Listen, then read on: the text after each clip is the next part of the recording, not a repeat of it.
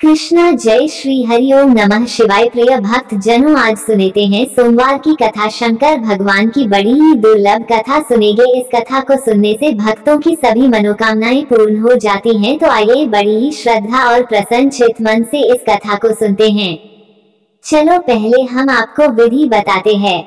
शिव की पूजा में जल, दूध, मधु, घी, पंचामृत, बेलपत्र, फूल, धतूरा, वस्त्र, चंदन, रोली, अक्षत, विजया, कमल गट्टा, पान, सुपारी, लौंग, पंचमेवा चढ़ाया जाता है। कपूर, धूप, दिया से आरती की जाती है। मान्यता है कि सोमवार को दुग्ध चढ़ाने पर मनोवांछित फल प्राप्त होता है। चलो कथा सुनाते हैं। सोमवार व्रत कथा। एक नगर में एक बहुत धनवान साहूकार रहता था, जिसके घर में धन की कमी नहीं थी। परंतु उसको एक बहुत बड़ा दुख था कि उसके कोई पुत्र नहीं था। वो इसी चिंता में दिन रात लगा रहता था। वो पुत्र की कामना के लिए प्रत्येक सोमवार को शिव जी का व्रत और पूजन किया करता था तथा सायंकाल को शिव मंदिर में जाकर के शिव जी के सामने दीपक जलाया करता था। उसके उस भक्ति भाव को देखकर एक समय श्री पार्वती जी ने शिव जी महाराज से कहा कि महाराज, ये साहूकार आपका अनन्य भक्त है और सदैव आपका व्रत और पूजन बड़ी श्रद्धा से करता है। इसकी मनोकामना पूर्ण करनी चाहिए। शिव जी ने कहा, हे पार्वती, ये संसार कर्म क्षेत्र है। जैसे किसान खेत में जैसा बीज बोता है वैसा ही फल काटता है, उसी तरह इस संसार में जैसा कर्म करते हैं वैसा ही फल भोगते हैं। पार्वती जी ने अत्यंत आग्रह से कहा, महाराज, जब यह आपका अनन्य भक्त है और इसको अगर किसी प्रकार का दुख है तो उसको अवश्य दूर करना चाहिए, क्योंकि आप सदैव अपने भक्तों पर दयालु होते हैं और उनके दुखों को दूर करते हैं। यदि आप ऐसा नहीं करेंगे तो मनुष्य आपकी सेवा तथा व्रत क्यों करेंगे। पार्वती जी का ऐसा आग्रह देख शिव जी महाराज कहने लगे, हे पार्वती, इसके कोई पुत्र नहीं है, इसी चिंता में यह अति दुखी रहता है। इसके भाग्य में पुत्र न होने पर भी मैं इसको पुत्र की प्राप्ति का वर देता हूँ, परंतु ये पुत्र केवल 12 वर्ष तक जीवित रहेगा। इसके पश्चात वो मृत्यु को प्राप्त हो जाएगा। इससे अधिक मैं और कुछ इसके लिए नहीं कर सकता। ये सब बातें साहूकार सुन रहा था। इससे उसको न कुछ प्रसन्नता हुई और न ही कुछ दुख हुआ। वो पहले जैसा ही शिवजी महाराज का व्रत और पूजन करता रहा। कुछ काल व्यतीत हो जाने पर साहूकार की स्त्री गर्भवती हुई और 10वें महीने में उसके गर्भ से अति सुंदर पुत्र की प्राप्ति हुई।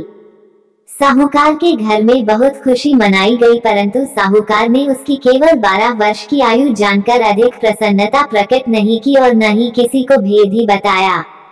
जब वो बालक 11 वर्ष का हो गया तो उस बालक की माता ने उसके पिता से विवाह आदि के लिए कहा, तो वह साहूकार कहने लगा कि अभी मैं इसका विवाह नहीं करूंगा, अपने पुत्र को काशी जी पढ़ने के लिए भेजूंगा। फिर साहूकार ने अपने साले अर्थात बालक के मामा को बुला करके उसको बहुत सा धन देकर कहा, तुम उस बालक को काशी जी पढ़ने के लिए ले जाओ और रास्ते में जिस स्थान पर भी जाओ यज्ञ तथा ब्राह्मणों को भोजन कराते जाओ। वो दोनों मामा भांजे यज्ञ करते और ब्राह्मणों को भोजन कराते जा रहे थे। रास्ते में उनको एक शहर पड़ा। उस शहर में राजा की कन्या का विवाह था और दूसरे राजा का लड़का जो विवाह कराने के लिए बारात लेकर आया था वह एक औक से काना था। उसके पिता को इस बात की बड़ी चिंता थी कि कहीं वर को देख कन्या के माता पिता विवाह में किसी प्रकार की अड़चन पैदा न कर दें।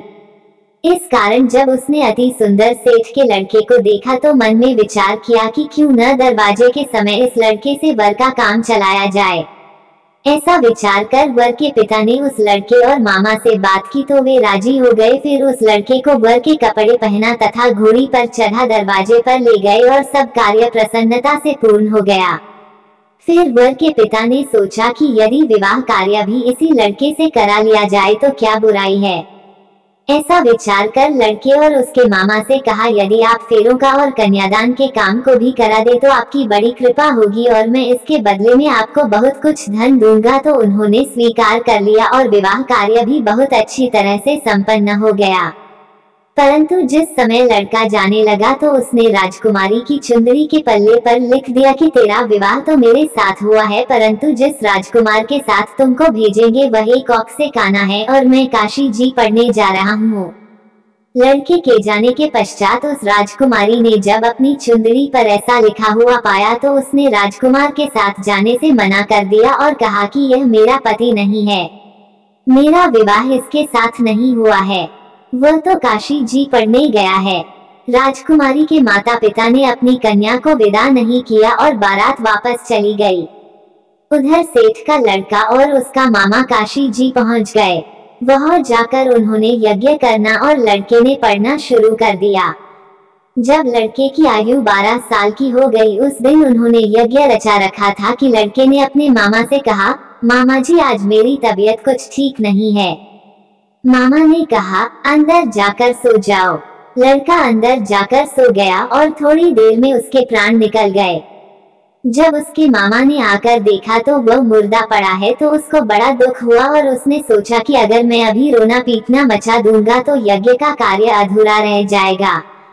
अतः उसने जल्दी से यज्ञ का कार्य समाप्त कर ब्राह्मणों के जाने के बाद रोना पीटना आरंभ कर दिया। संयोगवश उसी समय शिव पार्वती जी उधर से जा रहे थे। जब उन्होंने जोर जोर से रोने की आवाज सुनी तो पार्वती जी कहने लगी, महाराज कोई दुखिया रो रहा है, इसके कष्ट को दूर कीजिए। जब शिव पार्वती ने पास जाकर देखा तो वहां एक लड़का मुर्दा पड़ा था।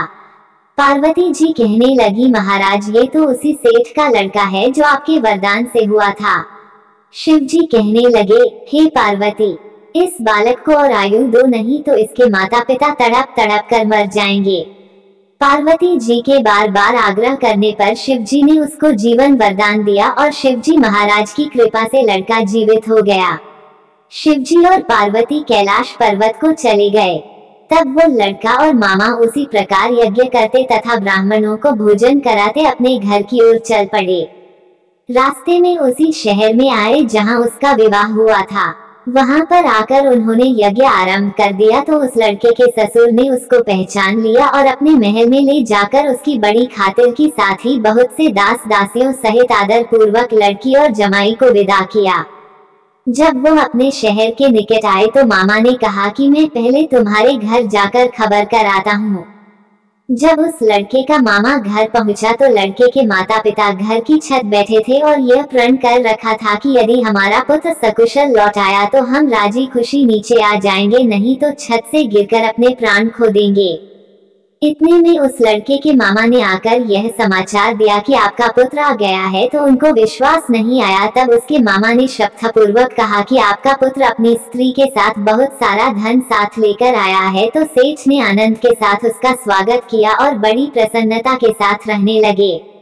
इसी प्रकार से जो कोई भी सोमवार के व्रत को धारण करता है अथवा इस कथा को पढ़ता या सुनता है उसकी समस्त मनोकामनाएं पूर्ण होती हैं। जल अर्पण का महत्व। सोमवार को शिवलिंग पर जल अर्पण का विशेष महत्व है। समुद्र मंथन से निकले हलाहल का पान करने से शिव का कंठ नीला पड़ा गया था। विष की उष्णता को शांत करने के लिए समस्त देवी देवताओं ने शिव पर जल अर्पण किया। तभी से जल अर्पण की परंपरा है।